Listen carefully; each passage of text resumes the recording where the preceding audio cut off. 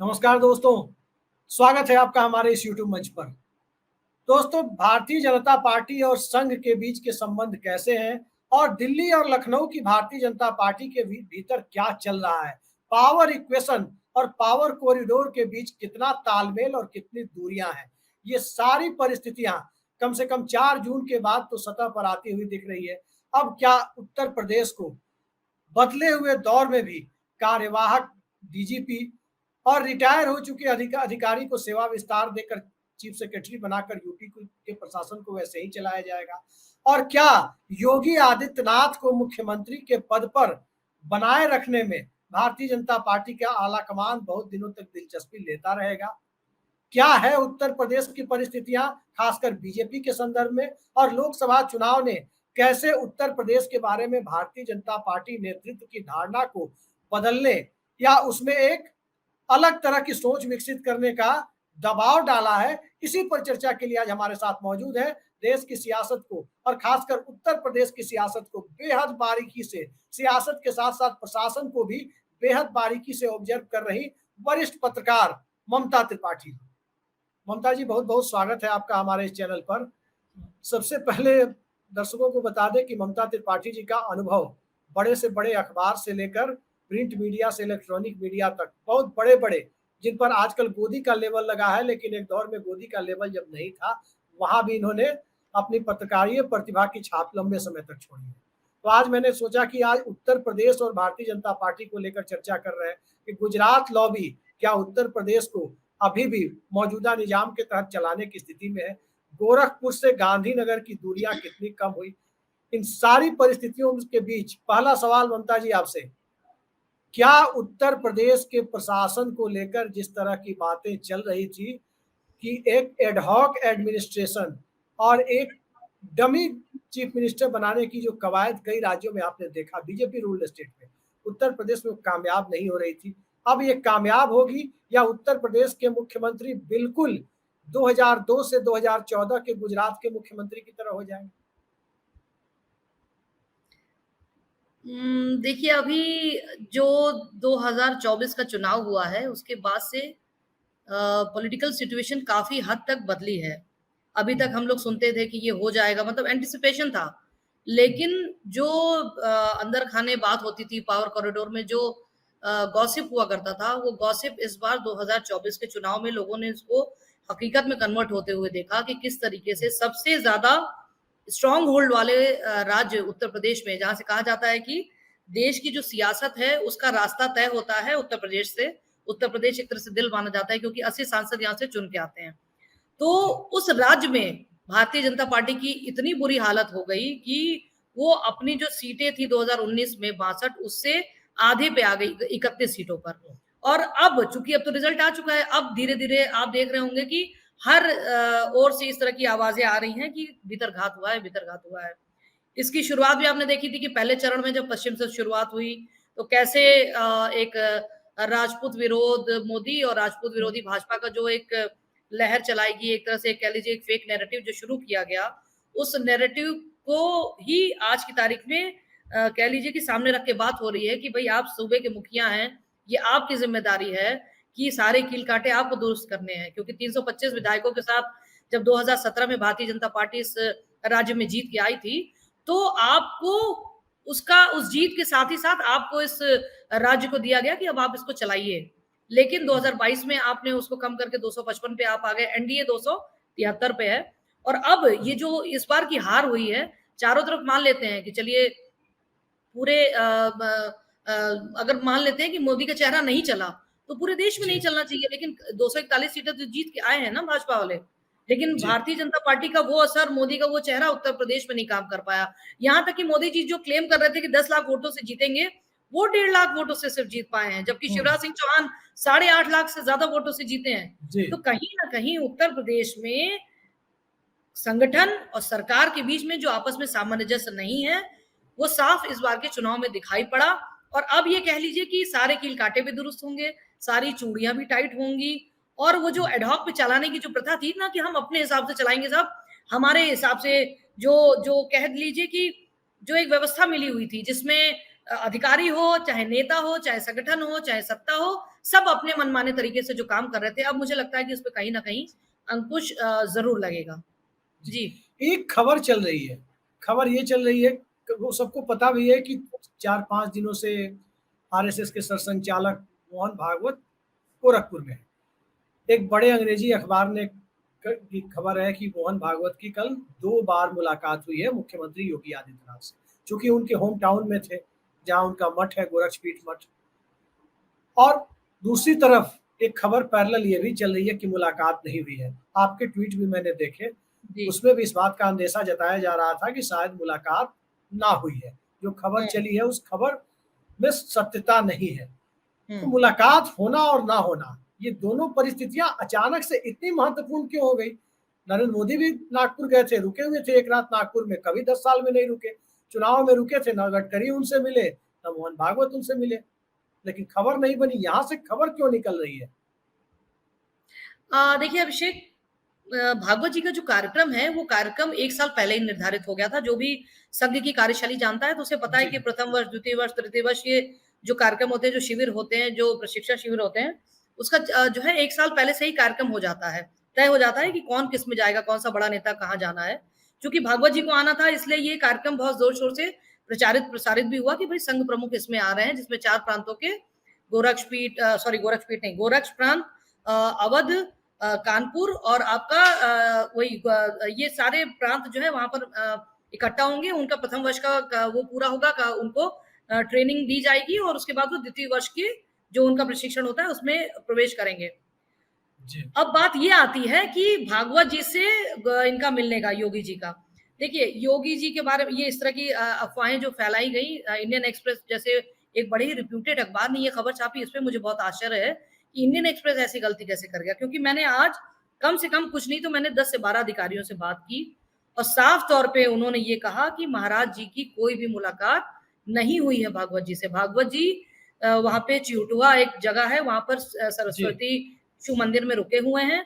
चूँकि दोनों ही जो नेता हैं, भागवत जी को भी सिक्योरिटी थ्रेट है, तो वो भी बहुत ज़्यादा सिक्योरिटी में रहते हैं। योगी आदित्यनाथ भी सिक्योरिटी में रहते हैं, तो ऐसा नहीं है कि खुद गाड़ी उठाई और चले गए। ये जब भी जाएँगे, तो वहाँ पर काफ़ी लोगों को पता चलेगा और इसके अलावा पूरा रूट लगता है, तब जाते हैं।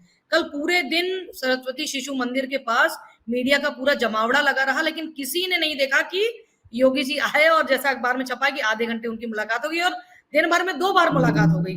मतलब जो कि हुँ, बिल्कुल विश्वास करने लायक नहीं है। तो मेरे जी, हिसाब से मेरे जो सूत्र बता रहे हैं, जिन पे हम पूरा विश्वास कर रहे हैं कि योगी जी की कोई भी मुलाकात नहीं हुई है भागवत जी से और आज वो चार्टर्ड से सीधे देहरादून चले गए, जहाँ पे ऋषिकेश एम्स में उनकी माताजी हुँ, भर्ती हैं, 7 जून एडमिट है। से बीमार हैं। तो ये जो खबर उड़ाई गई, कहीं न कहीं ये जो चल रहा था कि जब सूबे में हार हुई, इसके ज़िम्मेदार इनको ठहराया जा रहा था कि भई कहीं न कहीं योगी जी इस पूरे जो फेक नैरेटिव कह लीजिए या जो भी रहा हो भीतर-कहा, तो उसको सँभालने में नाकामयाब रहे। अमित शाह आए, अमित शाह ने कोशिश की, लेकिन उनकी भी कोशिश सिरे नहीं चढ़ पाई क्योंकि जब जनता जाग जाती है, जब जनता के अंदर जो गुस्सा होता है, तो वहाँ पर कोई भी चीज़ काम नहीं आती है। चाहे आप जितने भी कील-काँटे दुरुस्त करने की कोशिश करिए, लेकिन लोकतंत्र में जनता जनार्दन है और इस बार के चुनाव में सबने देख भी लिया। क्योंकि जाति से अलग हट के लोगों ने वोट किया। अखिलेश जी, यादव को इतनी सीटें, इतने वोट नहीं मिल पाए थे दलितों के, जब वो मायावती के साथ 2019 में लड़े थे। लेकिन इस बार लोगों ने, दलितों ने भी उनको वोट किया। भले वो लोग कह रहे हैं कि कांग्रेस की वजह से मिला हो, लेकिन वोट जो मिला है, वो सारी जातियों का, ओबीसी में भी अलग-अलग सेगमेंट से उन्हें वोट मिला है।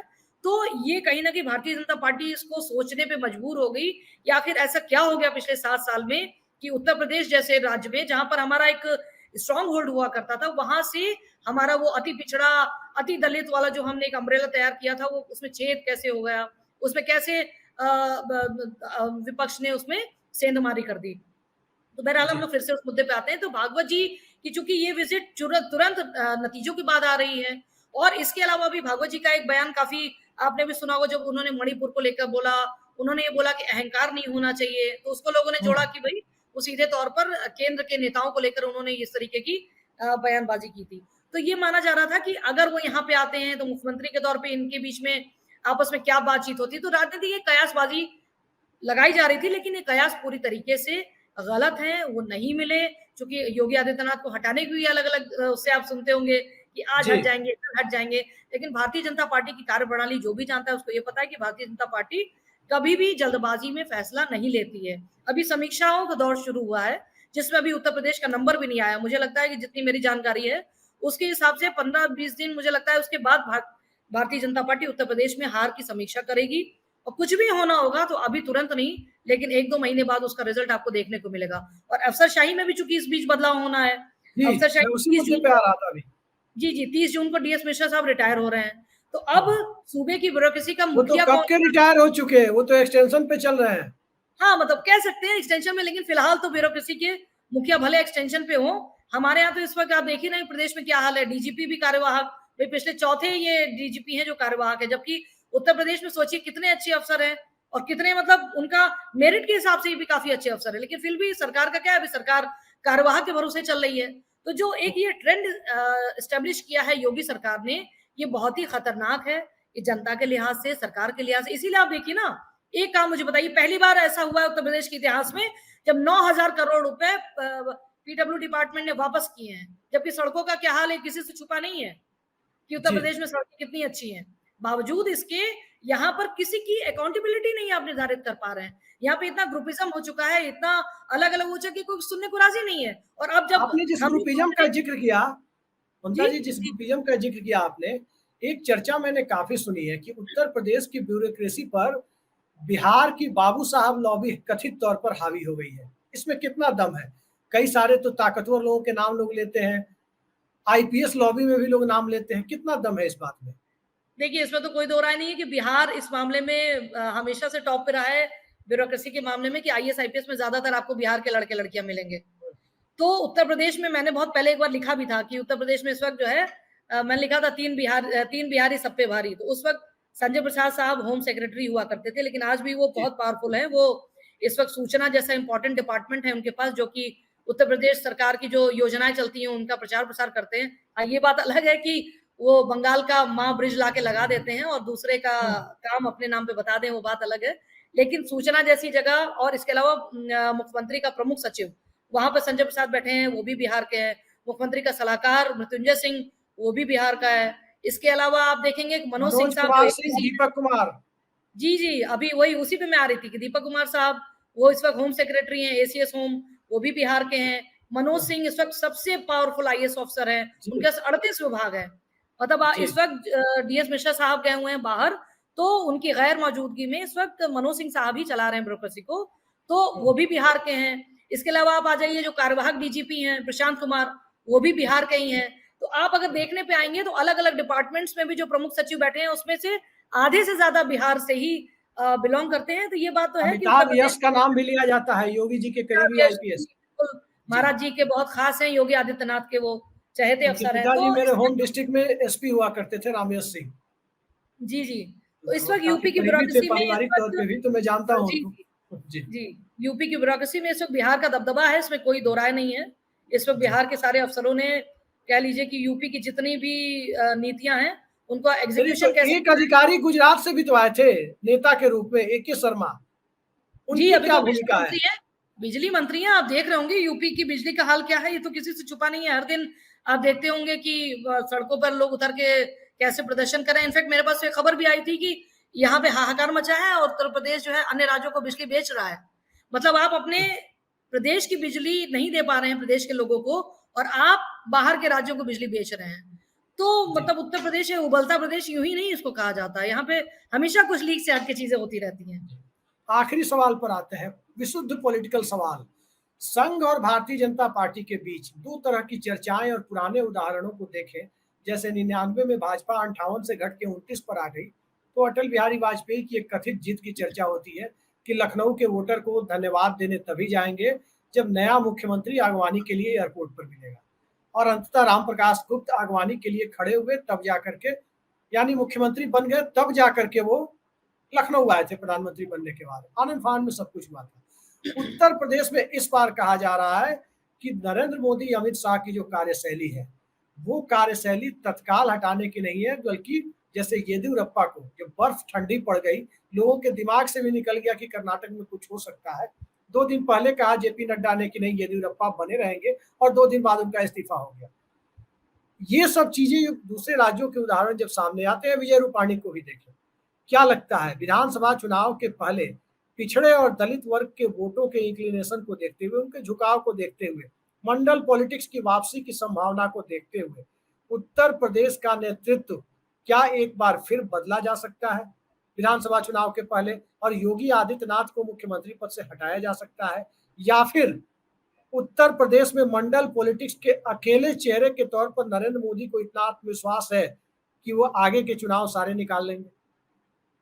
देखिए, हटाया जाएगा या नहीं हटाया जाएगा, इस पे तो हम लोग देखिए सिर्फ कयास लगा सकते हैं, क्योंकि इस बार की जो भारतीय जनता पार्टी है उसमें किसी को कुछ नहीं पता होता है कि कहाँ क्या है। हम लोग लोगों से बातचीत के आधार पे चीजों को सुनते हैं, उस पर अपना असेसमेंट करते हैं। ये बात बिल्कुल सही है कि अब की जो भारतीय जनता पार्टी है वो तुरंत फैसला नहीं लेती है, वो खाना ठंडा करके खाने में बिलीव करती है। आपने देखा होगा कि शिवराज सिंह चौहान का भी काफी हल्ला उड़ा, 2 महीने से 2 साल चलता रहा, अब हटेंगे तब हटेंगे, ये हो रहा है वो हो रहा है। पहले उनके पर कतरे गए, पहले उनसे होम लेकर नरोत्तम मिश्रा साहब को दे दिया गया, उनको धीरे धीरे करके उनकी जो पावर थी उनको कम किया गया। लेकिन जब जीत गए और लाडली बहन योजना का उसमें काफी बड़ा योगदान था, बावजूद इसके उनको हटाकर मोहन यादव साहब को वहां पर मुख्यमंत्री बना दिया गया। ये बात अलग है कि उनको आज केंद्र में एक अच्छा कृषि मंत्री बनाया गया, तो एक अच्छा पोर्टफोलियो दिया गया। लेकिन एक राज्य का मुख्यमंत्री, मतलब उसको कह लीजिए कि स्वर्ग के सिपाही और नर का राजा, वो वाला हाल होता है कि उनके साथ वो हुआ। दूसरा, मनोहर लाल खट्टर साहब से एक हफ्ते पहले मोदी जी ने उनकी पीठ भी थपथपाई थी और उन्होंने बाकायदा मंच से बोला था कि खट्टर साहब बहुत ईमानदार हैं और बहुत अच्छा शासन कर रहे हैं, बहुत अच्छा राज्य चला रहे हैं। उनके स्कूटर पे घूमते थे, उनको हटा दिया गया। तो राजनीति देखिए अनिश्चितताओं का गेम है, हो तो कुछ भी सकता है। लेकिन जहां तक आपने बात कंपेयर की कि अटल जी से, अटल जी लखनऊ आए, उन्होंने ये शर्त रखी, लेकिन मोदी जी तो अभी आ रहे हैं। मोदी जी परसों बनारस में वोट ऑफ थैंक्स करने आ रहे हैं अपने मतदाताओं को कि भाई आपने हमें जिता दिया। भले हम 10 लाख से उम्मीद कर रहे थे, लेकिन चलिए 1.5 लाख से जिताया तो सही आपने, हम उसके लिए बहुत बहुत शुक्रगुजार हैं।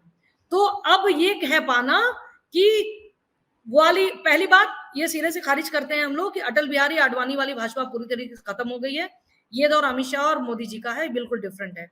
हटाएंगे नहीं हटाएंगे ये केंद्र सरकार को, इनके शीर्ष नेतृत्व को उसका फैसला लेना है। सवाल ये है ममता जी, सवाल इसमें ये उठता है कि योगी आदित्यनाथ की एक छवि मुख्यमंत्री बनने के बाद जो गोरखपुर इलाके में थी, वो छवि अब पूरे देश में बनी है। उत्तर प्रदेश के बाहर भी 205 सभाएं इस बार उन्होंने की है, 200 से ज्यादा सभाएं की है, 205 या 206। स्ट्राइक रेट बताइए। अब स्ट्राइक रेट के बारे में तो मैं नहीं बता सकता, बिहार के औरंगाबाद गए थे, वहां हार मिली, बता पा रहे हैं क्योंकि लेकिन मेरे यहाँ गए थे तो जीत मिली, पहले चंपारण में गए थे जीत जो आसपास के लोग होते थे वो जरूर इस बात का खूब प्रचार प्रसार करते थे कि महाराज जी का स्ट्राइक रेट ये रहा। इस बार उनका स्ट्राइक रेट वैसा नहीं रहा। इस बार उनका स्ट्राइक रेट जो है वो सेकंड ग्रेड भी नहीं रहा, इसलिए इस बार किसी को नहीं पता चल पा रहा है।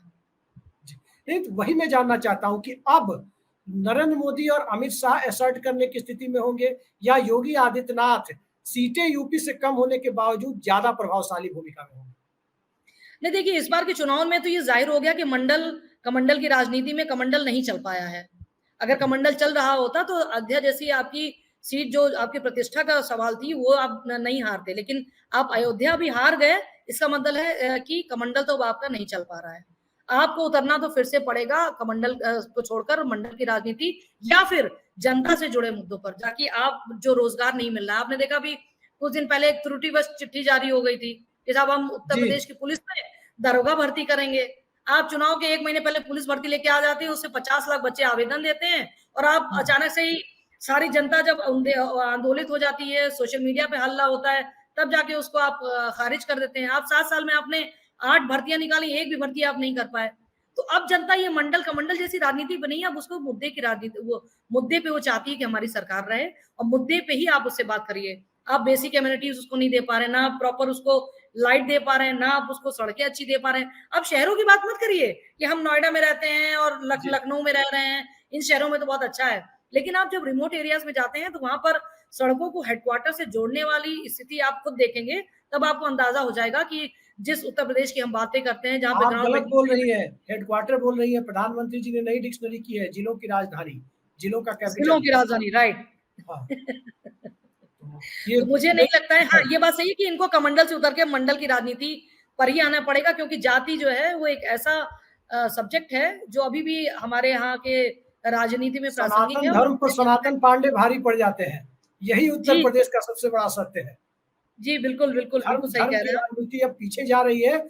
और हम अपने दर्शकों को बता दें कि जो मंडल कमंडल की राजनीति 1990 से शुरू हुई, उसमें एक फुलझड़ी की तरह कमंडल की राजनीति तो आती है 2-4 सालों के लिए, लेकिन मंडल की राजनीति जब एक बार उभर जाती है तो उसे दबाने में 20 से 25 साल लग जाते हैं और उसके एंटीबायोटिक के तौर पर ही कमंडल आता है। और अब एक बार फिर लग रहा है कि कमंडल के एंटीबायोटिक का असर खत्म हो गया, मंडल फिर से और ज्यादा प्रतिरोधक क्षमता विकसित करते हुए सामने आ गया है। और उस मंडल की काट भारतीय जनता पार्टी के पास हिंदी भाषी भारत में, खासकर यूपी बिहार जैसे राज्यों में होती नहीं है। और इसी मंडल के उभार ने योगी आदित्यनाथ की पॉलिटिकल पोजीशन को, उनके हिंदुत्व के ब्रांड को और उस ब्रांड के आश्रय उनके चेहरे को कमजोर करने का काम किया है। लेकिन उनसे कहीं ज्यादा तो नरेंद्र मोदी का ब्रांड कमजोर हुआ। नरेंद्र मोदी का ब्रांड जब उनसे भी ज्यादा कमजोर हुआ तो क्या नरेंद्र मोदी योगी आदित्यनाथ को हटा पाने में कामयाब होंगे? संघ की बैकिंग को देखकर तो लगता है कि कामयाब नहीं होंगे। लेकिन ये वो भाजपा नहीं है जो उम्मीद छोड़ देती है। ये वो भाजपा है जो अंतिम दम तक कोशिश करती है और उस कोशिश में चाहे उसको जितनी बड़ी जीत मिल जाए या जितनी बड़ी हार मिल जाए। बिहार में आरक्षण विवाद और उत्तर प्रदेश में संविधान बचाने का विवाद। आरक्षण विवाद में 15 का चुनाव छीन लिया था नरेंद्र मोदी की भाजपा से और संविधान बचाने के मुद्दे ने उत्तर प्रदेश से लोकसभा चुनाव में बीजेपी की हालत खस्ता कर दी। तो अब पावर इक्वेशन बीजेपी के अंदर किस तरह का होगा ये देखना बड़ा दिलचस्प होगा। लेकिन जैसा कि ममता त्रिपाठी जी ने बताया कि आने वाले कुछ महीनों में खाना ठंडा कर खाने की प्रवृत्ति के तहत कहीं येदियुरप्पा की तरह अचानक 3-4 महीने बाद नेतृत्व परिवर्तन की कवायद तो यूपी में नहीं होगी। सबसे पहले ये देखना जरूरी है कि यदि भारतीय जनता पार्टी के अध्यक्ष पद पर, राष्ट्रीय अध्यक्ष के पद पर अगर किसी राजपूत को, मसलन अनुराग ठाकुर को बिठाया जाता है तो तय मानिए कि एक मुख्यमंत्री की कुर्बानी, राजनीतिक कुर्बानी ली जा सकती है और उसकी भूमिका तैयार करने के तहत कहीं अनुराग ठाकुर को ड्रॉप तो नहीं किया गया है।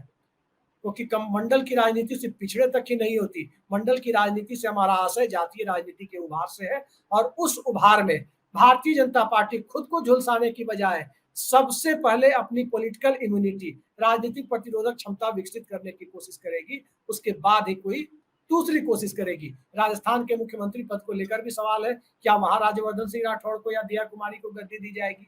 राजपूतों की नाराजगी को दुरुस्त करने का काम पहले बीजेपी करेगी, उसके बाद योगी आदित्यनाथ की कुर्सी को छेड़ना होगा तो शायद छेड़ सकती है। यहाँ तक मैं सोच समझ रहा हूँ ममता जी मेरी बात से सहमत होंगी, क्योंकि सीधे सीधे योगी आदित्यनाथ को कुर्सी से हटा देना ये भारतीय जनता पार्टी के लिए बहुत महंगा सौदा साबित हो सकता है। आज की इस बेहद सार्थक चर्चा में जुड़ने के लिए, उत्तर प्रदेश की परिस्थितियों पर बहुत साफगोई के साथ पूरी राजनीतिक और प्रशासनिक परिस्थितियों को हमारे दर्शकों के लिए रखने के लिए ममता त्रिपाठी जी आपने अपने समय, कीमती समय में से अपना समय निकाला। बहुत बहुत धन्यवाद आपका। नमस्कार।